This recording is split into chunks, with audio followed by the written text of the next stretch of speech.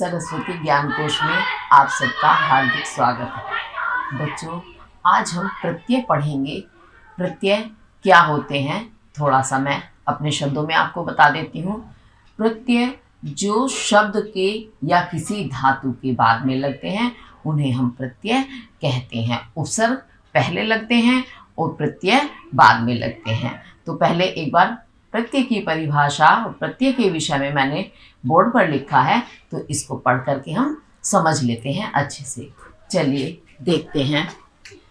जो वर्ण या वर्ण समूह किसी धातु या संज्ञा और विशेषण से जुड़कर नए अर्थ की प्रतीति कराते हैं उन्हें प्रत्यय कहते हैं। यानी वर्ण हो या वर्णों का समूह हो, वह किसी धातु अर्थात क्रिया, धातु आप पढ़ते हैं, क्रियाएं जो होती हैं वह धातु कहलाती हैं संस्कृत में। तो जो धातु या क्रिया के साथ लगते हैं या संज्ञा और विशेषण शब्दों के साथ लगते हैं, और साथ लगने से तात्पर्य पीछे लगते हैं, वो धातु के भी संज्ञा विशेषण के भी बाद में लगते हैं, तो उन्हें हम क्या कहते हैं? प्रत्यय कहते हैं। और साथ में जुड़कर वो नए अर्थ की भी प्रतीति कराते हैं, अर्थात नए शब्दों का ज्ञान हमें कराते हैं, वह प्रत्यय कहलाते हैं। और प्रत्यय जो है दो प्रकार के होते हैं, कृदंत प्रत्यय और तद्धित प्रत्यय। तो ये कृदंत प्रत्यय क्या होते हैं? जो प्रत्यय क्रिया या धातु के बाद लगते हैं उन्हें हम कृत प्रत्यय कहते हैं, और कृत प्रत्यय से बने शब्द कृदंत प्रत्यय कहलाते हैं। यानी क्रिया के बाद लगने वाले जो प्रत्यय होते हैं वह प्रत्यय तो होते हैं कृत प्रत्यय, और क्रि यानी क्रिया, और जिन क्रियाओं के साथ यह प्रत्यय लगते हैं वह पद, वह शब्द जो है कृदंत प्रत्यय कहलाता है। यानी कृत जमा अंत, यानी कृत है अंत में जिसके, वह कृदंत प्रत्यय कहलाएगा। उसके बाद आता है आपका दूसरा तद्धित प्रत्यय। जो प्रत्यय संज्ञा और विशेषण के बाद लगाए जाते हैं उन्हें तद्धित प्रत्यय कहते हैं, और तद्धित प्रत्यय से बने शब्द तद्धितांत कहलाते हैं। अर्थात क्रिया के बाद आपकी क्या अवस्था है? संज्ञा और विशेषण। संज्ञा और विशेषण शब्दों से जो प्रत्यय लगते हैं उन्हें हम तद्धित प्रत्यय कहते हैं, और तद्धित प्रत्यय है अंत में जिसके, ऐसे शब्द तद्धितांत कहलाते हैं। तो दो प्रकार के आपके ये प्रत्यय हो गए हैं, इन्हें आप अच्छे से समझ लीजिए। फिर मैं इनको यहाँ से रफ करूंगी ताकि आपको और आगे बता सकूं। चलिए, तो अब हम पढ़ेंगे कृत प्रत्यय। तो कृत प्रत्यय यानी कृदंत प्रत्यय, कृदंत प्रत्यय में हम पहले पढ़ेंगे ल्युट् प्रत्यय। ल्युट् प्रत्यय कैसे लगता है, क्या होता है? इसका सूत्र है नपुंसके भावे तः ल्युट् च, अर्थात भाववाचक अर्थ में ल्युट् प्रत्यय लगाया जाता है और इसके रूप जो है नपुंसक लिंग में चलते हैं। ल्युट् का यु शेष बचता है तथा युवर्णाको, ये एक सूत्र है युवर्णाको सूत्र, इसके अनुसार यु का अन हो जाता है। आप सूत्र से समझ सकते हैं कि भावे अर्थ में ल्युट् प्रत्यय लगता है, और नपुंसक लिंग में इसके वचन चलते हैं, रूप चलते हैं, और उसके बाद ये ता प्रत्यय जो होता है उसका विकल्प है, उस विकल्प अर्थात वह भी लगाया जा सकता है, ता भी और आपका ल्युट् भी। अब जब आप देखेंगे, आपने पढ़ा कि ल्युट् का यु शेष बचता है और युवर्णाको सूत्र से यु का भी आपका अन हो जाता है। जैसे दा आपकी क्या है? धातु है, क्योंकि हम कृदंत प्रत्यय पढ़ रहे हैं। अब आप ल्युट् प्रत्यय देखेंगे तो ये आपका टा जो है, टा की अंतिम हल है और चुटु सूत्र भी है एक, तो इस कारण इस टा की इत संज्ञा हो जाएगी। इत संज्ञा होने से क्या होता है? अब तस्य लोपः एक सूत्र है जिससे इसका लोप हो जाएगा। ठीक है, तो अंतिम हल वर्ण भी है, ये हलंत लगा हुआ है, और तो इस कारण इसकी क्या होगी? इत संज्ञा। इत संज्ञा होने पर क्या होता है? तस्य लोपः सूत्र है एक, तस्य लोपः से उसका लोप हो जाता है, अर्थात ये आपका ट छिप जाएगा, समाप्त हो जाएगा। और फिर जो है आपका लशिक तद्देश चामादेश सूत्र से ला भी आपका हट जाएगा, क्योंकि उस लशिक तद्देश चामादेश सूत्र के अनुसार भी ला जो है उसकी इत संज्ञा होगी और तस्य लोपा सूत्र से इसका लोप हो जाएगा। तो आपके पास शेष क्या बचा? यू। तो दा जमा यू। अब यू जो है ये आपका युवर्णाको सूत्र है, इसके अनुसार इसका भी अन बन जाएगा। अब आप इसे जोड़ेंगे तो क्या बनेगा? दा। अब ये दा आ स्वर है, उसके बाद ए स्वर, दोनों समान स्वर आए तो दीर्घ संधि से ये दा हो गया और नाक का लगेगा और इसके रूप नपुंसक लिंग में चलेंगे तो नपुंसक लिंग में प्रथमा विभक्ति का एक रूप होगा दानम। तो ये आपका दानम रूप बन जाएगा। इस तरह से आपका ये ल्युट् प्रत्यय लगाया जाता है। आप अन्य शब्द भी देख सकते हैं, और भी बहुत सारे उदाहरण हैं आपकी पुस्तकों में दिए हुए हैं। इसे अच्छे से समझ के तब आप करेंगे तो आपको अच्छे से समझ में आएगा। तो जैसे आप एक उदाहरण और मैं बता देती हूँ, पठ जमा ल्युट्। अब पठ धातु है, उसके बाद ल्युट् प्रत्यय लगा तो हलंत्यम सूत्र से ताकि इत संज्ञा होगी, तस्य लोपः से उसका लोप हो जाएगा। और ऐसे ही लष्ट तदितेश चामादे सूत्र से आपके लय का भी लोप हो जाएगा। तो आपके पास बचेगा पठ जमा यू, और युवर्णाको सूत्र से इसका भी अन बन जाएगा। अब आप जोड़कर लिखेंगे पाठा, हलंत है, अब ये अ जो है ठा में छिप जाएगा, इसके अंदर चला जाएगा, मात्रा से युक्त हो जाएगा तो हलंत इसलिए हट जाएगा। फिर बचा ना, और आपका नपुंसक लिंग एक वचन का रूप पठनम हो जाएगा। ये आपका हुआ ल्युट् प्रत्यय। इसके और बहुत सारे उदाहरण हैं, आप अच्छे से उनको देखेंगे, करेंगे। आप इसे करिए, फिर मैं इसको रफ करूंगी आपको और दूसरा मैं प्रत्यय पढ़ाऊंगी। चलिए तो अब देखते हैं नूल प्रत्यय। इसका सूत्र है आभीक्षणे नूल च नित्य वीप्सयोः, अर्थात यदि किसी क्रिया का बार बार लगातार अर्थ में प्रयोग होता है तो वहाँ नूल प्रत्यय लगाया जाता है। और नूल प्रत्यय का अमशेष बचता है और यह 2 बार प्रयुक्त होता है। अव्यय होने के कारण इसके रूप नहीं चलते और धातु के आरंभ में आने वाले ए का आ हो जाता है तथा जो दूसरे स्वर होते हैं उन स्वरों का गुण हो जाता है। तो कहने का तात्पर्य क्या है कि जब एक ही धातु बार बार और लगातार प्रयोग होती है, आभिक्षणीय यानी बार बार लगातार उसका प्रयोग किया जाता है, आवश्यकता होती है बार बार प्रयोग करने की, तो वहाँ पर हम नूल प्रत्यय का प्रयोग करते हैं। और नूल प्रत्यय जो है, आपने अभी पहले वाले उसमें मैंने बताया था कि हलंत्यम से लष्ट तद्धिते आदि सूत्रों से इत संज्ञा होती है और तस्य लोपा से उनका लोप हो जाता है। इस कारण इसमें भी नूल का जो है शेष बचता है, अम शेष बचता है, बाकी का लोप हो जाता है और वह भी 2 बार प्रयुक्त होता है। और यह अव्यय होता है। अव्यय जो होते हैं, अव्यय पदों की कभी भी रूप नहीं बनते हैं, रूप नहीं चलते हैं, तो अव्यय होने के कारण इसके भी रूप नहीं चलेंगे। और उसके साथ जो धातु के आरंभ में अ होता है, हिर्स्व आ, वह जो है दीर्घ आ में बदल जाता है और आ के अलावा जितने भी स्वर होते हैं उन सब का गुण हो जाता है। जैसे अब मैं उदाहरण देकर आपको बता देती हूँ तो आपको समझ में आएगा। तड जमा नुमुल, तो तण नुमुल में आपका उल जो है इसकी इत संज्ञा होगी अंतिम हल की और तस्य लोपा से लोप हो जाएगा। और ऐसे ही ऋणा का जो हलंत वाला रूप जो है इसका लोप हो जाएगा। उसके बाद आपके पास बचेगा अम शेष, ऋणा के साथ जो अ है वह और माँ, अम शेष बचेगा।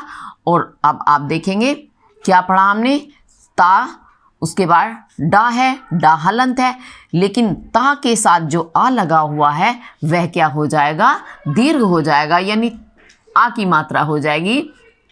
डा आपका लिखा जाएगा, लेकिन ये हलंत है, और अब आपका जो अम शेष बचा था उसका आ आपके इसके अंदर लग जाएगा, और माँ आपका ये ऐसे लगेगा, तो बनेगा ताड़म।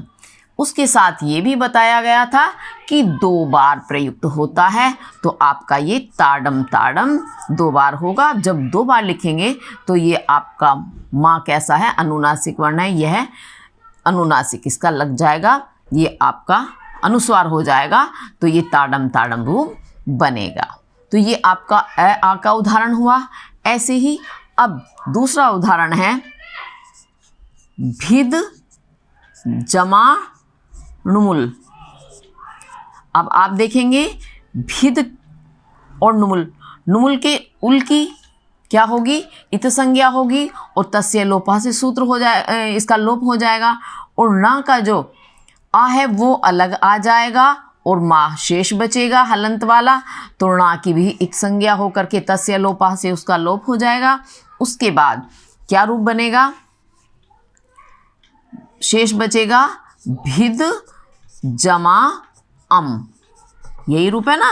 अब भिद अम को आप जोड़ेंगे तो भा आपका ऐसे ही आएगा, लेकिन क्या बताया था, अगर आपके आदि में कोई स्वर है, धातु के आदि में, तो दा के बाद क्या है, आदि वाला स्वर क्या है, ई है, तो उसकी अगर ए है तो आ में चेंज हो जाएगा, और लेकिन जो आपका अन्य स्वर हैं उनकी गुण संज्ञा हो जाएगी।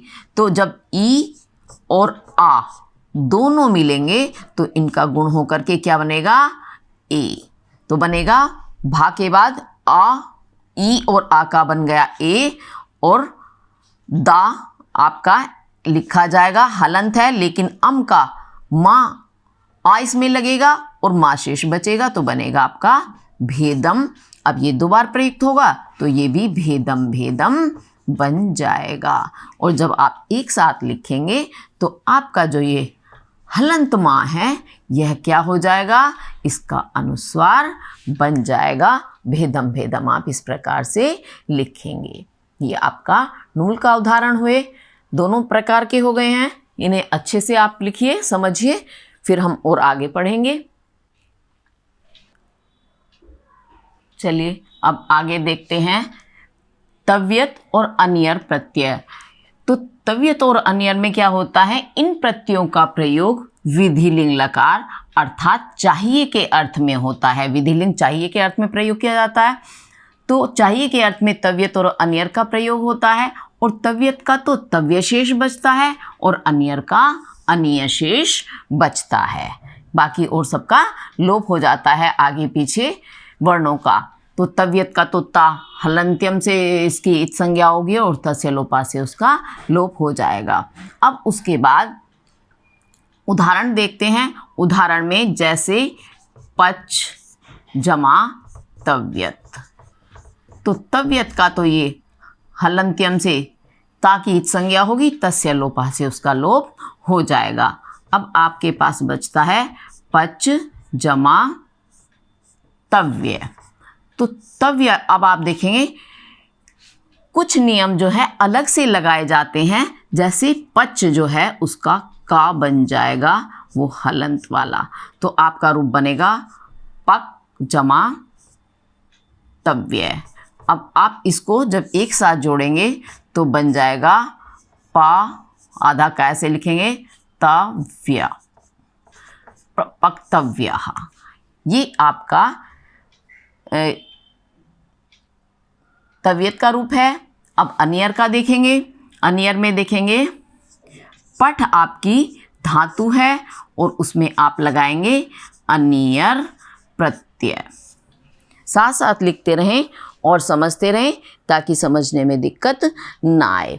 अच्छा, अनियर में आपका ये हलंत रह गया है, तो हलंत्यम से इनकी क्या होगी, इत संज्ञा होगी और तस्य लोपा से लोप हो जाएगा, शेष बचा अनिय। तो आप लिखेंगे पठ। अब ये हलंत है, अनियर का जो ए है इसके अंदर लगेगा, आपका बन जाएगा रूप अनिय। पठनीयः। अब विसर्ग लगा देंगे तो ये पठनीयः हो जाएगा, अर्थात जो पढ़ने के योग्य हो या पढ़ना चाहिए, पक्तव्य जो पकने के योग्य हो, इस तरह से आपके तव्यत और अनियर के रूप बनते हैं। चलिए अब देखते हैं कत्वा प्रत्यय। जब दो क्रियाओं का कर्ता एक ही होता है और जो क्रिया हो चुकी है उसे बताने के लिए प्रथम धातु में क्त्वा प्रत्यय लगाया जाता है और क्त्वा का त्वा शेष बचता है। और त्वा प्रत्यय जो होता है यह इसके शब्द जो हैं अव्यय होते हैं, तो इस कारण उनके रूप नहीं चलते। कहने का तात्पर्य क्या है कि जब एक वाक्य में दो क्रियाएं हो रही हैं और करने वाला एक ही व्यक्ति है, तो एक ही व्यक्ति क्या दो क्रिया एक साथ तो करेगा नहीं, उसकी एक क्रिया पहले हो चुकी है फिर बाद में दूसरी कर रहा है। तो जो क्रिया हो चुकी है उस क्रिया के साथ या धातु के साथ जो है हम क्त्वा प्रत्यय लगाते हैं। क्त्वा प्रत्यय का त्वा शेष बचता है और उसके शब्द रूप नहीं चलेंगे, धातु रूप नहीं चलेंगे। क्यों? क्योंकि वह अव्यय होता है और अव्यय के कभी भी रूप नहीं चलते। तो अब हम देखेंगे उदाहरण, जैसे गम जमा त्वा। तो गम में त्वा की तो इत संज्ञा होगी, तस्य लोपः से उसका लोप हो जाएगा। आपके पास बचा गम जमा त्वा। तो गम का जो माँ है, पहले भी ये आया था कि माँ का क्या बन जाता है, ना बन जाता है हलंत। अब आप इसको जोड़कर लिखेंगे, गा ये आपका आधा ना लिखा जाएगा और त्वा तो हो जाएगा गंत्वा। खाद जमा त्वा, तो खाद का रहेगी का तो लोप हो जाएगा, आपका हो जाएगा खाद। खादी, इसमें इट का आगम हो जाता है तो होगा आपका खादित्वा। तो यानी खाकर, जैसे राम खाकर खाना खाकर बाजार जाता है, तो एक साथ दो क्रिया कर रहा है, तो पहली वाली खाकर जा रहा है तो पहली वाली खाद है, तो खाद में क्त्वा प्रत्यय लगकर इस प्रकार से आपके क्त्वा प्रत्यय के वाक्य शब्द बनेंगे और जो अव्यय होंगे इनके रूप नहीं चलेंगे। ये आपका क्त्वा प्रत्यय हुआ। इसे अच्छे से करें और समझें। अब देखते हैं तुमुन प्रत्यय। तुमुन प्रत्यय जो है वह के लिए के अर्थ में प्रयुक्त होता है या प्रयोग किया जाता है और इसका भी तुम शेष बचता है और अव्यय होने के कारण इसके रूप नहीं चलते हैं। तो इससे जो रूप बनते हैं वो भी अव्यय होते हैं, इस कारण उसके रूप चलते हैं। जैसे हम चतुर्थी विभक्ति का प्रयोग करते हैं, किस अर्थ में करते हैं? के लिए अर्थ में। तो उसी प्रकार तुमुन प्रत्यय भी के लिए के अर्थ में प्रयोग होता है और इसके रूप नहीं चलते हैं। दूसरा, यह तुमुन प्रत्यय भी वहाँ प्रयोग किया जाता है जिसमें दो क्रियाओं का कर्ता एक ही होता है, तो वहाँ पहली वाली क्रिया में आप तुमुन प्रत्यय है इसका प्रयोग करेंगे। अब उदाहरण देखेंगे, जैसे पठ धातु है आपकी, उसमें आप तुमुन प्रत्यय लगाएंगे तो तुमुन में ना जो है अंतिम हल है, ये इसकी हलंत्यम सूत्र से इत संज्ञा हो गई और तस्य लोपा से उसका लोप हो जाएगा, उ भी होगा यानी अंतिम जो स्वर होता है और व्यंजन होता है उसकी इत संज्ञा होकर उसका लोप हो जाता है। शेष क्या बच्चा? तुमने से आपका उ निकला तो ये हलंत हो जाएगा। अब पठ जमा तुम हो जाएगा। जब आप इसे जोड़ कर लिखेंगे, पठ में आप जो है ई का आगम हो जाता है और तुम बन जाएगा, पठी तुम। ये ई जो है नियम है, इट का आगम होता है, तो इट का आगम हो जाने के कारण आपका पठी तुम रूप बनेगा। चलिए तो इसका एक उदाहरण और देख लेते हैं। जा तुमुन, तो जा तुमुन में आपका क्या होगा? जा तो आपकी धातु है, तुमुन का उन जो है उसकी इत संज्ञा होगी, तस्य लोपः से लोप हो जाएगा। तो आपके पास शेष क्या बचेगा? तुम। तुम हलंत है क्योंकि ऊ स्वर हमने निकाल लिया है। अब आप इसे जोड़कर लिखेंगे तो जा तुम बन जाएगा, जा तुम, अर्थात जानने के लिए। ये इसका एक और अन्य उदाहरण है तुमुन प्रत्यय का। आज हम इसको अच्छे से पढ़ेंगे, समझेंगे, और आज जो है इतना ही पढ़ेंगे क्योंकि बहुत ज़्यादा पढ़ने से फिर वो दिक्कत आएगी, समझने में भी समस्या आएगी। तो आज हमने जो है कृदंत प्रत्यय पढ़े हैं, इन्हें आप अच्छे से करिएगा। जो शेष बचे हैं मैं उन्हें अगली वीडियो में लेकर के आऊँगी। इसी के साथ धन्यवाद।